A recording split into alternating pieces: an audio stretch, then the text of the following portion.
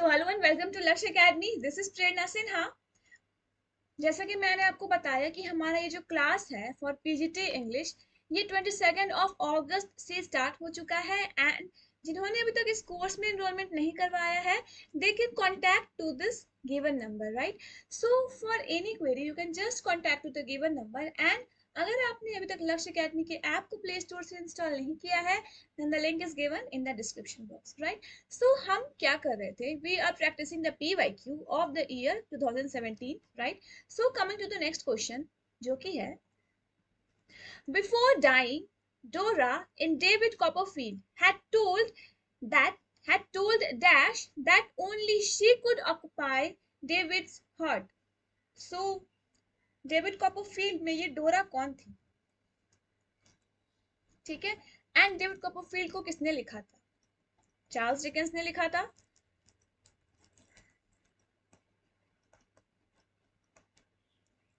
ठीक है। एंड ये डोरा कौन थी? ये ना डेविड कॉपरफील्ड की वाइफ थी, फर्स्ट वाइफ।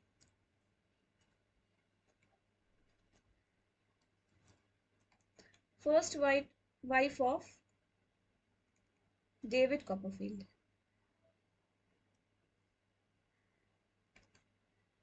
ठीक है। ये फर्स्ट वाइफ इसलिए रहती है बिकॉज इसकी ना डेथ हो जाती है। ये लंबे समय तक ये बीमार रहती है एंड बीमारी से इनकी डेथ हो जाती है। डेथ हो जाती है ड्यू टू इलनेस, राइट? बीमारी की वजह से डोरा की डेथ हो जाती है। तो मरने से पहले वो किसे कहती है कि that only she could occupy David's heart? तो ये जो डोरा है, ये मरने से पहले एग्नेस को कहती है कि only she could occupy David's heart। अब ऐसा क्यों कहती है? क्या किसी को पता है कि ये डोरा ऐसा क्यों कहती है? ये ऐसा इसलिए कहती है बिकॉज ये जो डेविड एंड एग्नेस है, ये दोनों ना बचपन के दोस्त थे एंड एग्नेस को डेविड बहुत ज्यादा पसंद होता है, राइट? वो एग्नेस जो है डेविड कॉपरफील्ड को पसंद करती है। बट डोरा के डेथ के बाद क्या होता है ना कि फिर डेविड एंड एग्नेस दोनों शादी कर लेते हैं, right? So before dying, Dora and David Copperfield had told Agnes that only she could occupy David's heart. ठीक है। तो फर्स्ट वाइफ डोरा रहती है एंड एग्नेस ये सेकेंड वाइफ रहती है। डोरा के डेथ के बाद डेविड एंड एग्नेस दोनों शादी कर लेते हैं, right? So now coming to the next question, that is the first hero in David's life in the novel David Copperfield is the confident and headstrong Dash in Salem House।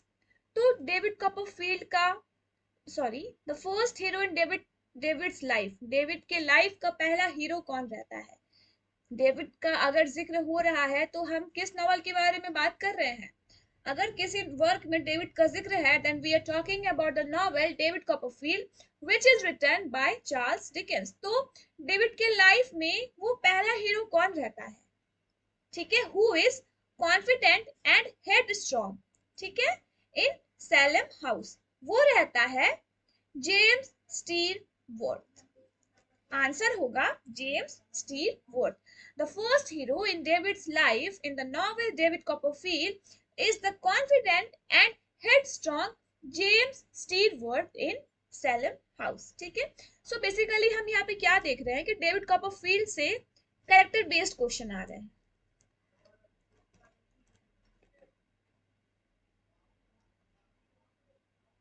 Character based question आ रहे हैं।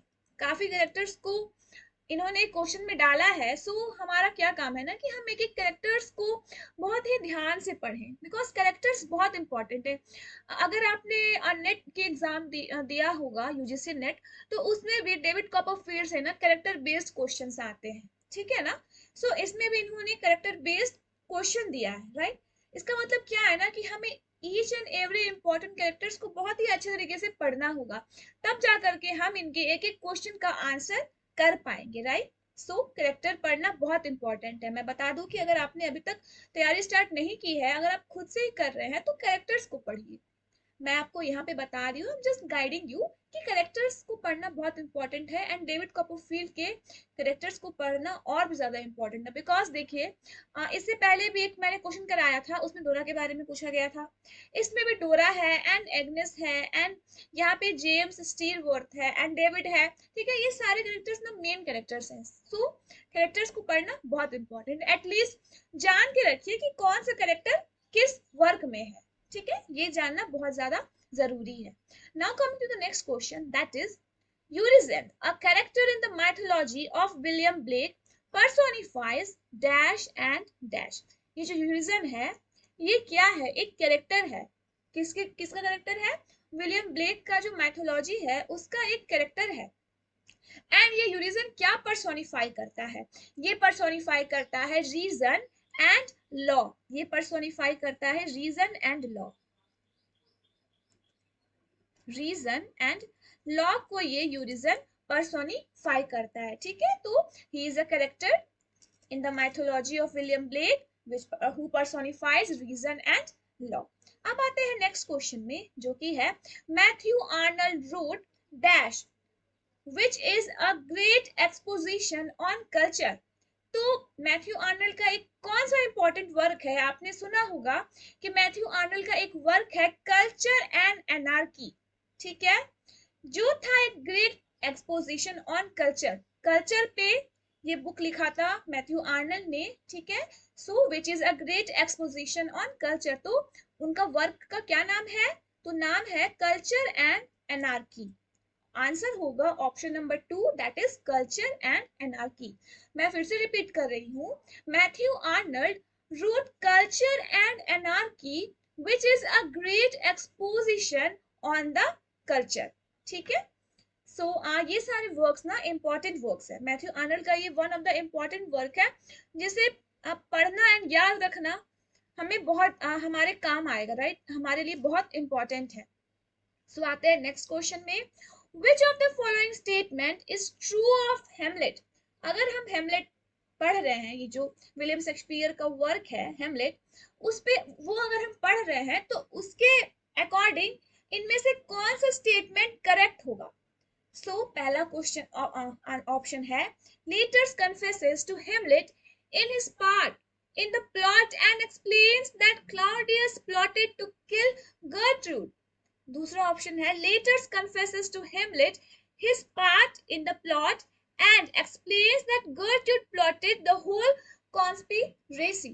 ठीक है, तो अगर आपने हेमलेट पढ़ी होगी, जो कि बहुत ट्रेजेडी रहता है विलियम शेक्सपियर का, one of the most important tragedy of William Shakespeare, तो उसके अकॉर्डिंग इनमें से कौन सा ऑप्शन करेक्ट होगा? सो इसमें से करेक्ट होगा ऑप्शन नंबर 1। लेटर्स क्या कन्फेस करता है हेमलेट को कि ये जो क्लाउडियस है ना, वो क्या उसने क्या प्लॉट किया है? उसने गर्ट्यूड को मारने का प्लानिंग किया है। तो लेटर्स कौन रहता है? इससे एक कैरेक्टर बेस्ड क्वेश्चन आया था। लेटर्स कौन है? ये सन ऑफ पोलोनियस,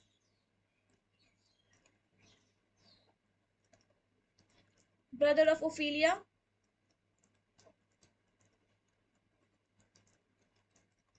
लेटर्स है। एंड क्लॉडियस कौन है? Uncle of Hamlet. And Gertrude कौन है? मदर ऑफ हेमलेट। इन सारे कैरेक्टर्स को आपको जस्ट मुंह पे रहना चाहिए, इनका नाम आपके जस्ट मुंह पे रहना चाहिए कि हाँ, लेटर्स अगर मैं पूछूं लेटर्स, तो हाँ, ये brother of Ophelia, son of Polonius. Claudius कौन है? तो अंकल है ये। गर्ट्रूड कौन है? तो मदर है। ठीक है, सो इनमें से ये वाला स्टेटमेंट सही है, जिसमें कहा गया है लेटर्स ने कन्फेस किया है हेमलेट से कि his part in the plot and explains that Claudius plotted to kill Gertrude. Gertrude जो हेमलेट की मदर थी। एंड मैं फिर से बता रही हूँ कि गर्ट्रूड ने किंग हेमलेट, जो कि थे father of Hamlet, king Hamlet जो है ना, इसमें इनका घूस्ट अपीयर होता है इस वर्क के स्टार्टिंग में। किंग हेमलेट जो थे वो हेमलेट के फादर थे। ठीक है, एंड जब ये प्ले हम पढ़ते हैं तो इसमें किंग हेमलेट का घूस्ट अपीयर होता है एंड वो बताते हैं हेमलेट को कि ऐसा ऐसा ऐसा उनके साथ हुआ था एंड उनका मर्डर किया गया था। And after the death of King Hamlet, जो उनकी वाइफ रहती है यानी हेमलेट की जो मदर है गर्ट्रूड, उन्होंने शादी कर ली होती है क्लाउडियस से, यानी हेमलेट के अंकल से उन्होंने शादी कर ली होती है आफ्टर डेथ ऑफ किंग हेमलेट। ये सारी चीजें आप जस्ट नोट डाउन कर सकते हैं, ठीक है। सो द नेक्स्ट क्वेश्चन में, William Wordsworth was declared poet laureate in which year? William Wordsworth को कौन से साल में पोएट लॉरेट बनाया गया था? कौन से साल में? इससे एक क्वेश्चन और आया था कि विलियम वर्ड्सवर्थ के बाद कौन पोएट लॉरेट बने थे, राइट? इससे एक क्वेश्चन था जिसका आंसर टेनिसन था। सो उसमें ईयर दिया हुआ था, अगर आपने लिखा होगा एंड आपने ध्यान दिया होगा, सो आंसर होगा 1843। विलियम वर्ड्सवर्थ जो थे, he was declared poet laureate in 1843, ठीक है। So now coming to the next question, that is, who said beauty is truth, truth beauty in odd to a Grecian urn? तो ode to a Grecian urn में ये lines किसने कही है? Beauty is truth, truth beauty. Option है Burns, Shelley, Keats and Byron. So these lines are said by John Keats. यहाँ पे Keats होगा। Keats said beauty is truth, truth beauty in odd to a Grecian Urn, ठीक है। ये सारे paragraph and word based lines based question है, right. So आपको इन सारे लाइंस को भी याद रखना पड़ेगा कि ये लाइंस किसने कही एंड ये लाइंस किसने कही। बेसिकली इंपॉर्टेंट लाइंस, ठीक है, बेसिकली इंपॉर्टेंट लाइंस पे आप लोगों को ध्यान देना होगा। So now coming to the next question, जो कि है, which of the following statement is true of Milton's Paradise Lost? यहाँ पे 3 स्टेटमेंट है एंड इनमें से कौन सा स्टेटमेंट ट्रू है regarding to Milton's Paradise Lost? तो पहला ऑप्शन है, Paradise Lost is a true Virgilian epic, या फिर Paradise Lost is a Protestant Homeric English epic, या फिर Paradise Lost is a Renaissance Protestant English epic. इसमें से कौन सा स्टेटमेंट सही है पैराडाइज लॉस्ट के अकॉर्डिंग? तो आंसर होगा ऑप्शन नंबर 3, जो कि है Paradise Lost is a Renaissance Protestant English epic, right. So अब हम आते हैं नेक्स्ट क्वेश्चन में, जो कि है, which poem is called the poems to Coleridge by Wordsworth? तो बाय वर्ड्सवर्थ किस पोएम को कहा गया है पोएम्स टू कॉलरिज? ये जो है ना पोएम्स टू कॉलरिज, उस वर्क को ना पहले कहा जाता था, बट बाद में उसका नाम जो अभी ऑप्शन में है वो रखा गया था। सो कौन सा पोएम था विलियम वर्ड्सवर्थ का जिसे पोएम्स टू कॉलरिज कहा जाता है? So it was the prelude, ठीक है, इट वाज द प्रिल्यूड। ये कब लिखा गया था? 1850 में लिखा गया था, सॉरी 1850 में ये पब्लिश हुआ था, राइट। एंड विलियम वर्ड्सवर्थ ने 1798 से इस वर्क को स्टार्ट किया था जब वो 28 इयर्स के थे, ठीक है, स्टार्टेड, ठीक है। प्रिल्यूड को 1798 में स्टार्ट किया था जब विलियम वर्ड्सवर्थ 28 इयर्स के थे and it took his whole life, right, अपनी पूरी लाइफ उन्होंने इस वर्क में दे दी। एंड उनके डेथ के 3 मंथ्स के बाद ये जो बुक है, ये जो वर्क है प्रिल्यूड, वो पब्लिश होता है बाय उनकी वाइफ जो कि है Mary Hutchinson, right. So before इस पोएम को कहा जाता था the poems to Coleridge and ये वर्क है by Wordsworth, that is prelude, ठीक है। सो आते हैं नेक्स्ट क्वेश्चन में, जो कि है, in the Tempest who says the following, I'll break my staff, bury it certain fathoms in the earth, and deeper that ever did plummet sound, I'll drown my book। ठीक है, ये जो lines हैं ये टेम्पेस्ट की lines हैं, Tempest की lines है। Tempest is a play by Shakespeare. आपने ये चीज क्या नोटिस किया है कि शेक्सपियर के टेम्पेस्ट से हेमलेट से काफी क्वेश्चंस पूछे जा रहे हैं, खास करके हेमलेट से इन्होंने बहुत सारा क्वेश्चन फ्रेम किया है। सो आपको ध्यान में रखना है, राइट। ध्यान में रखना है कि हाँ सिलेबस में है, बट फिर भी हेमलेट से ये ना character based questions and theme based questions पूछ रहे हैं, सो फोकस करना है, इस चीज पर हमें फोकस करना है। सो इनमें से ये लाइंस किसने कही थी, जो कि I break my staff buried certain fathoms in the earth and deeper that ever did plummet sound I'll drown my book, ये लाइंस कहा था प्रोस्पेरो ने। प्रोस्पेरो ने, मैंने कल ही की वीडियो में आप लोगों को बताया है कि प्रोस्पेरो कौन था, मिरिंडा कौन थी, कैलिबन कौन था एंड एरियल ये कौन था। मैंने एरियल के बारे में नहीं बताया था बिकॉज क्वेश्चन में एरियल नहीं था। तो एरियल ना ये एक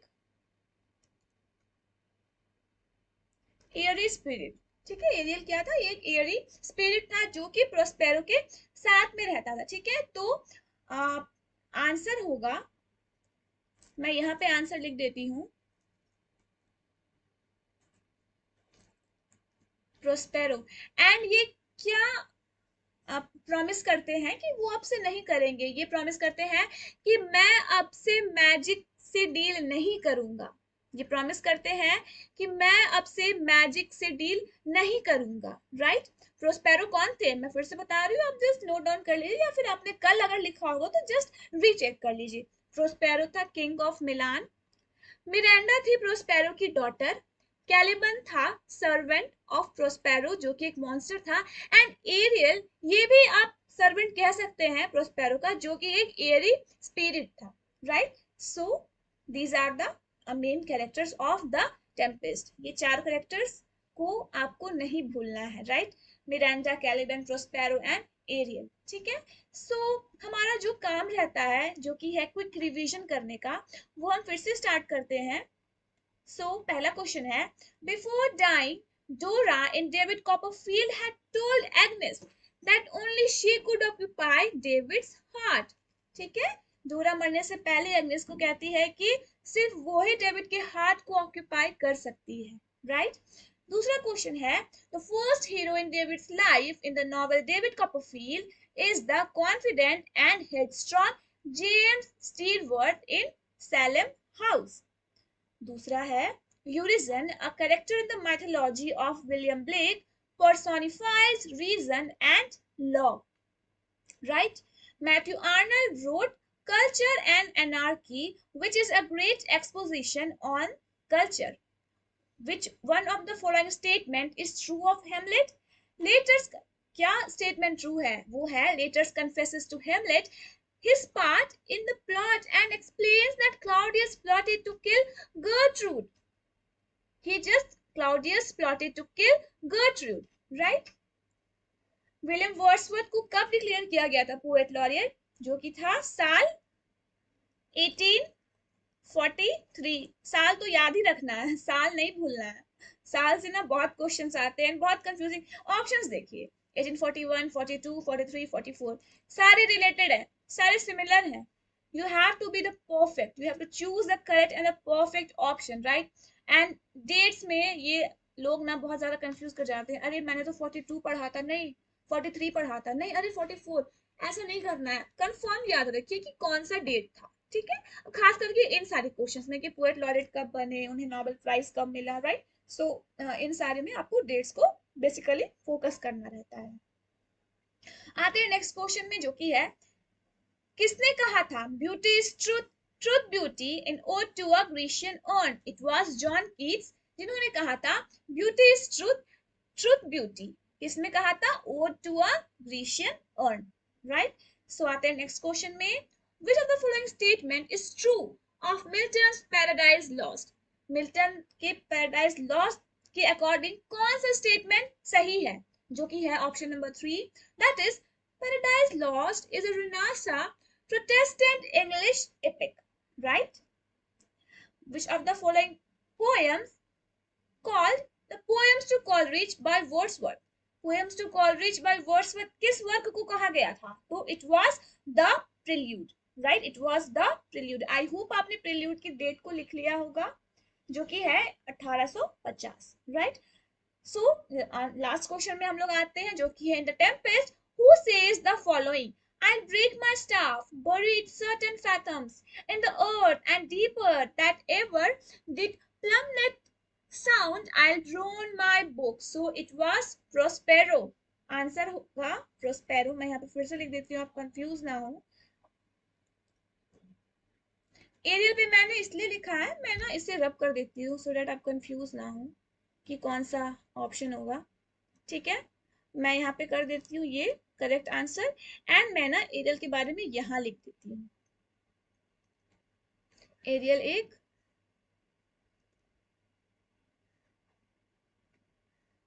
ठीक है, सो नो कंफ्यूजन. ठीक है, सो आप लोग अच्छे से नोट डाउन कर लीजिए. राइट, सो आज की क्लास के लिए बस इतना ही. Thank you so much for watching. Meet you in the next class.